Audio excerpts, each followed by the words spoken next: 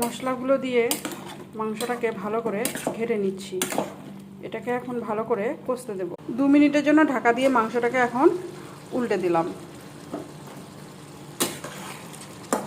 আর একটু জলটা শুকনো পর্যন্ত এটাকে ভাজতে থাকবো। এখানে কাঁচা আলুগুলোকে দিয়েছি, ভাজিনি, কিন্তু দেখুন কি সুন্দর সেদ্ধ হয়ে গেছে। কেউ ভাবতেও পারবে না যে এটা কাঁচা আলু এখানে দিয়েছি।